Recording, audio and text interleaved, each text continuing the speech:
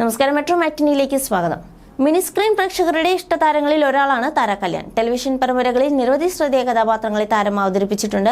സീരിയലുകളിൽ വില്ലത്തി റോളിലും കൂടുതൽ പ്രത്യക്ഷപ്പെട്ടിട്ടുള്ള താര പ്രേക്ഷകർക്ക് പ്രിയങ്കരിയാകുന്നത് മകളോടൊപ്പമുള്ള ടിക്ടോക്ക് വീഡിയോകളിലൂടെയാണ്. താര കല്യാണും കുടുംബവും ഇന്ന് സോഷ്യൽ മീഡിയയ്ക്ക് ഏറെ പ്രിയപ്പെട്ടവരാണ്. അഭിനേത്രി എന്നതിനേക്കാൾ ഉപരി നല്ലൊരു നർത്തകി കൂടിയാണ് താര. കഴിഞ്ഞ ദിവസമായിരുന്നു താര കല്യാണിന് ശബ്ദം നഷ്ടപ്പെട്ടു എന്ന തരത്തിലുള്ള വാർത്തകൾ പുറത്തു വന്നിരുന്നത്. ഇപ്പോഴാ തന്റെ സർജറി ദിവസത്തെക്കുറിച്ചുള്ള പുതിയ വീഡിയോയുമായി എത്തിയിരിക്കുകയാണ് താര കല്യാൺ. സംസാരിക്കാൻ ബുദ്ധിമുട്ടുള്ളതുകൊണ്ട് മകൾ സൗഭാഗ്യയാണ് താരയുടെ വീഡിയോയ്ക്ക് വോയിസ് നൽകുന്നത്.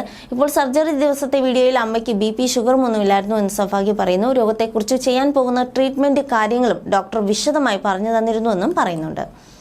ഭയങ്കര സ്ട്രെയിൻ ചെയ്താണ് അമ്മ ഇപ്പോൾ സംസാരിക്കുന്നത്. ഓരോ വാക്ക് പറഞ്ഞു കഴിയുമ്പോഴും അമ്മയ്ക്ക് നെഞ്ചുവേദന ഉണ്ടാവും. സാധാരണയായി സംസാരിക്കാൻ പറ്റില്ല. രാവിലെ 8 മണിക്ക് അമ്മയെ സർജറിക്ക് കൊണ്ടുപോയി.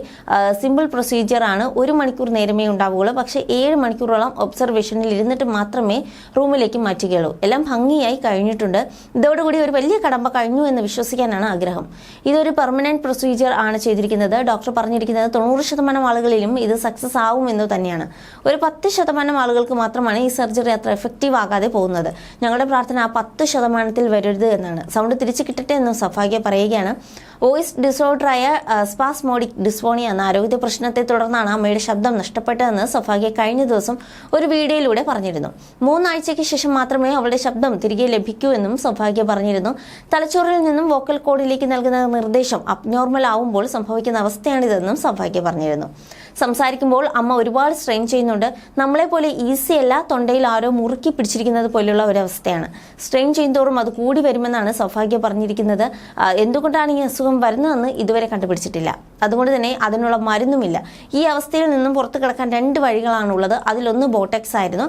അതാണ് ആദ്യം ചെയ്തത്. പക്ഷെ ആ സമയത്തായിരുന്നു അമ്മമ്മയുടെ മരണം. ബോട്ടക്സ് കഴിഞ്ഞാൽ പൂർണ്ണമായും വിശ്രമം ആവശ്യമാണ്. എന്നാൽ അമ്മമ്മയുടെ മരണത്തോടെ അതിന് സാധിച്ചില്ല.